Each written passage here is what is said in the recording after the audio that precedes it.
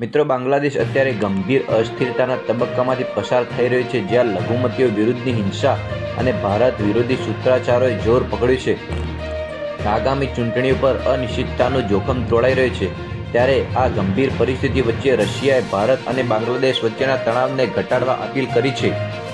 બાંગ્લાદેશમાં રશિયાના રાજદૂત એલેક્ઝાન્ડર ગ્રિગોરીવિચ ખોજીને સોમવારે મહત્વનું નિવેદન આપ્યું હતું કે ભારત અને બાંગ્લાદેશ વચ્ચેનો તણાવ વહેલી તકે ઓછો થાય તે બંને દેશ માટે સારું છે. આગામી 12 ફેબ્રુઆરી યોજાનારી રાષ્ટ્રીય ચૂંટણી પહેલાં સુમેળભર્યું વાતાવરણ બને તે માટે તેમણે ભરોસો અને વિશ્વાસ કેળવવા પર ભાર મૂક્યો હતો.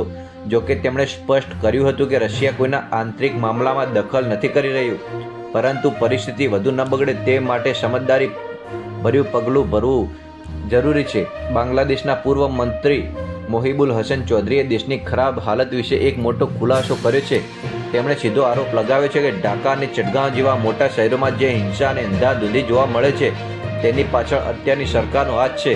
સરકાર પોતાની સત્તા ટકાવી રાખવા અને ચૂંટણીઓ પાછળ ઠેલવા માટે જાણી જોઈને કેટલાક કટ્ટરપંથી સંગઠનોને ઉશ્કેરી રહી છે, જેથી દેશમાં અશાંતિ ફેલાય. તેમણે વધુમાં જણાવ્યું કે હિજાબુસ તહરીર અને શિબિર જેવા ઉગ્રવાદી સંગઠનો અત્યારે સોશિયલ મીડિયા અને યુટ્યુબના માધ્યમથી લોકોને ભડકાવવાનું કામ કરી રહ્યા છે, જેના કારણે સામાન્ય જનતાની શાંતિ જોખમાઈ રહી છે. બાંગ્લાદેશમાં જોવા મળી રહેલી ભારત વિરોધી લાગણીઓ વિશે સ્પષ્ટતા કરતા પૂર્વ મંત્રીએ જણાવ્યું કે આવા પ્રદર્શનો આખા બાંગ્લાદેશમાં નથી થઈ રહ્યા, પરંતુ તે માત્ર અમુક ચોક્કસ વિસ્તારો પૂરતા મર્યાદિત છે.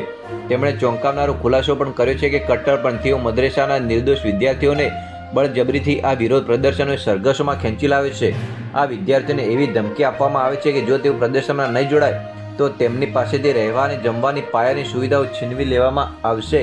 આ મજબૂરીને કારણે આ વિદ્યાર્થીઓએ આવા વિરોધનો હિસ્સો બનવું પડ્યું છે.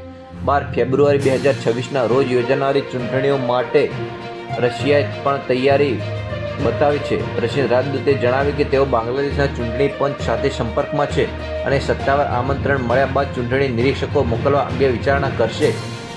ભારત અત્યારે બાંગ્લાદેશમાં રહેલા પોતાના દૂતાવાસ પરના હુમલા અને લઘુમતી હિન્દુઓ પર થઈ રહેલી હત્યાને લઈને સખત નારાજગી વ્યક્ત કરી રહી છે. ત્યારે રશિયાની આ દરમિયાનગીરી કેટલી સફળ રહે છે તે તો હવે જોવું જ રહ્યું મિત્રો.